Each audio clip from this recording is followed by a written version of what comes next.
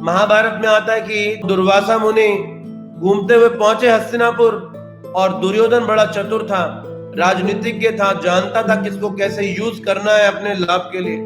दुर्वासा मुनि की बड़ी आओ भगत करी, बड़ी सेवा करी दुर्वासा मुनि की, बड़े खुश हो गए, प्रसन्न हो गए।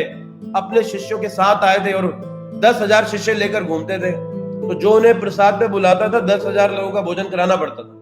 तो दुर्योधन ने सबको बड़ा अच्छा 56 भोग खिलाया। तो बोले दुर्वासा मुनि बड़ा प्रसन्न हूं तुमसे, तुम्हारी सेवा से, क्या चाहते हो वरदान मांगो। तो दुर्योधन ने कहा दुर्वासा जी एक ही वरदान चाहिए बस, और नहीं, बस एक ही चाहता हूं, आप दोगे पक्का। वो नाराज हो गए, बोले क्या तुम्हें अविश्वास है? नहीं नहीं, मैं तो वैसे ही कह रहा था। बोले जैसा आपने मेरा आतिथ्य स्वीकार किया ना, बस वैसा पांडवों का भी कर लीजिए, बस यही जाए, बस इतनी सी बात, अभी जाता हूं। वो पांडव कहाँ रह रहे थे? वन में, उनके पास तो खुद नहीं कुछ। और पहुंचे दुर्वासा मुनि 10,000 शिष्यों के साथ, और महाराज युधिष्ठिर ऐसे सीधे कि साधु आए, देख कर क्या बोले कि आप हमारे यहाँ भोजन स्वीकार करें। बोले अभी स्नान करके आते हैं नदी से, तुम्हारे यहाँ खाएंगे। और द्रौपदी को जाकर युधिष्ठिर महाराज ने बोल दिया कि आप अभी दुर्वासा मुनि 10,000 शिष्य के साथ आ रहे हैं और उनके लिए प्रसाद की व्यवस्था की जाए। द्रौपदी के पास एक अक्षय पात्र था जिसमें क्षय नहीं होता था। जो भोजन बनाया जाता था, अगर उसमें कुछ बचा है रंच मात्र भी, तो पूरा भरा रहेगा, तो वो खत्म नहीं होगा। जितना चाहे द्रौपदी उसमें से उतना निकाल सकती थी, द्रौपदी की इच्छा पे निर्भर था। तो अंत में द्रौपदी खाती थी सबको खिलाने के बाद।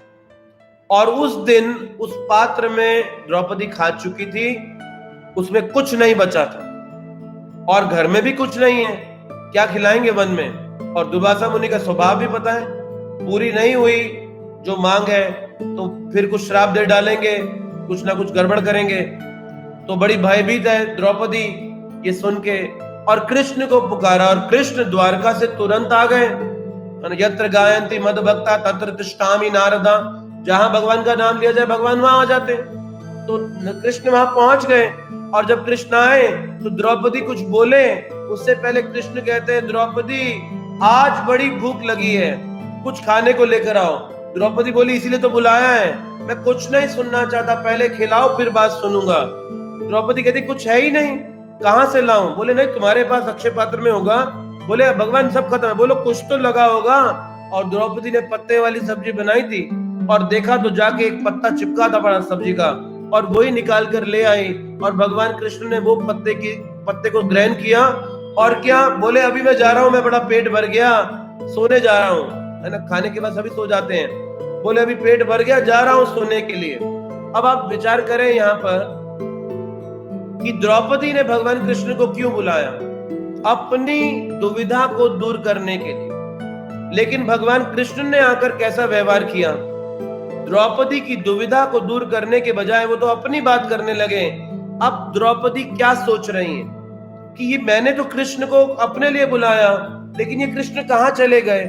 और कृष्ण ने आके क्या मांग करी? मैं भूखा हूं, मुझे तो भोजन, मैं भूखा हूं, मुझे तो खिलाओ।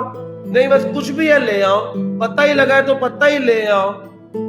अब द्रौपदी को कृष्ण पे कितना अनंत विश्वास था कि चाहे कृष्ण ने पत्ता ही मांगा, चाहे कृष्ण का जो लगा है वो दे दो, कृष्ण द्रौपदी की कोई बात नहीं सुनी, अपनी बात करके चले गए।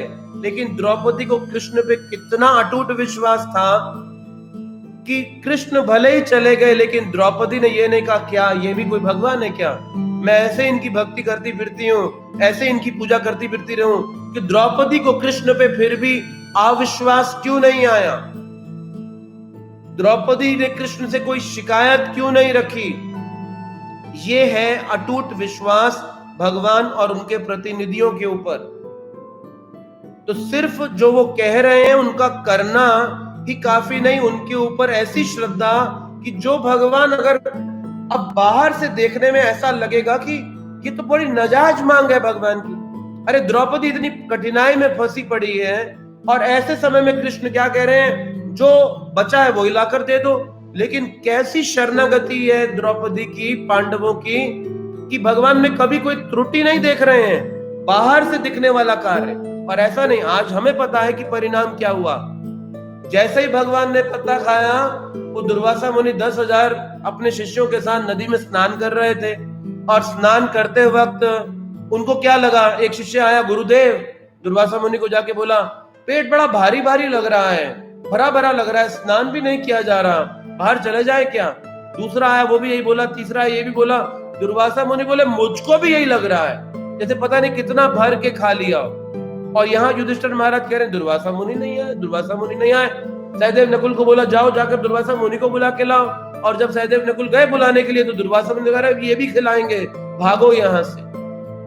तो ये तो इतिहास हुआ, लेकिन द्रौपदी को तो ये जानकारी नहीं कि ऐसा होने जा रहा है, और कृष्ण कैसा व्यवहार कर रहे हैं, और फिर भी कैसा विश्वास था द्रौपदी को। और ये वही कर सकता है जिसने अपने आसक्तियों के धनुष को तोड़ दिया है, जिसने अपने हाथ की पारस मनियों को फेंक दिया।